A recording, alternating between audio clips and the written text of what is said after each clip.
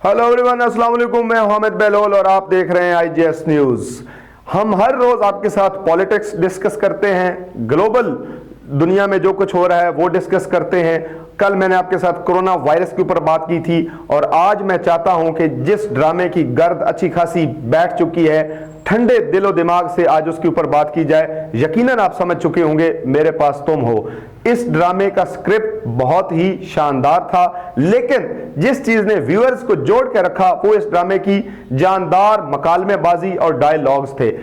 इसके ऊपर तनकीद भी बहुत की गई, बाएं बाजू के लोगों ने बहुत ज़्यादा तनकीद की। उसकी एक वजह खलील रहमान कमर खुद हैं, जो किसी ज़माने में फेमिनिस्ट और फेमिनिज्म के ऊपर बहुत कुछ लिख और बोल चुके हैं। लोगों ने कहा है ये एक डिप्रेसिंग ड्रामा है। मेरी नज़र में बहैसियत जर्नलिस्ट ये डिप्रेसिंग ड्रामा ज़रूर था, लेकिन आप हिस्ट्री उठा के देख लीजिए, जितने ही डिप्रेसिंग ड्रामे थे वो ही मकबूल हुए, जिसमें अनोखा लाडला, धुआं, मसूरी, लगन, ये वो सारे वो ड्रामे हैं जो फेमस हुए।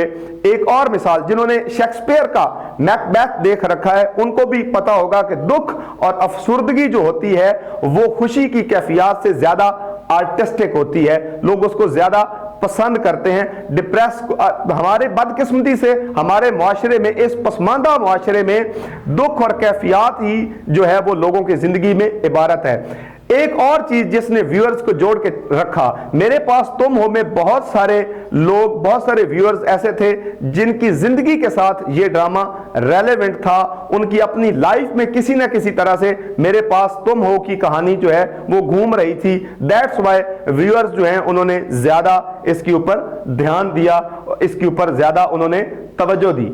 हमें ये क्रेडिट देना पड़ेगा कि ये पाकिस्तान की तारीख का सबसे फेमस तरीन ड्रामा था।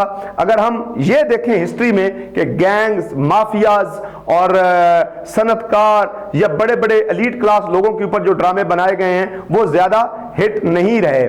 इस वजह से इस ड्रामे में लोगों ने अपनी कहानी को महसूस करते हुए इस ड्रामे को बहुत ज्यादा देखा। अगर आप देख लें कि गैंग ऑफ थ्रोन्स की जो सीरीज है उसको भी जो है एक एलीट क्लास देखती रही और उसके अलावा किसी ने नहीं देखा। अगर आप टर्किश ड्रामे देख लें तो उसको भी मजहबी रुझान रखने वाले लोगों ने देखा। बाकी लोगों को वो ड्रामे उस तरह इंस्पायर नहीं कर सके जिस तरह मेरे पास तुम हो ने इंस्पायर किया। कोई भी पीस ऑफ आर्ट हो, चाहे वो मशहूर हो, चाहे वो बदनाम हो, चाहे लोग उसके ऊपर तनकीद कर रहे हों, मशहूर वही होता है जिसके ऊपर लोग बात कर रहे हों। तो इसका क्रेडिट खलील रहमान कमर और मेरे पास तुम हो की पूरी कास्ट को हमें देना पड़ेगा।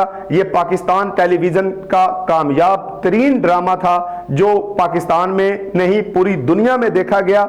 इसमें कस्ट्यूम और लोकेशंस तो वीक थी, लेकिन स्क्रिप्ट और जानदार मकालमेबाजी ने इसमें जान डाल के रखी और लोगों की जो अपनी निजी लाइफ है उसके साथ जो रेलिवेंसी थी इस ड्रामे की, वो ही इसकी मकबूलियत की वजह बना। आज के लिए इतना ही था, कल दोबारा हाजिर होऊंगा। हामिद बेलोल को इजाजत दीजिए।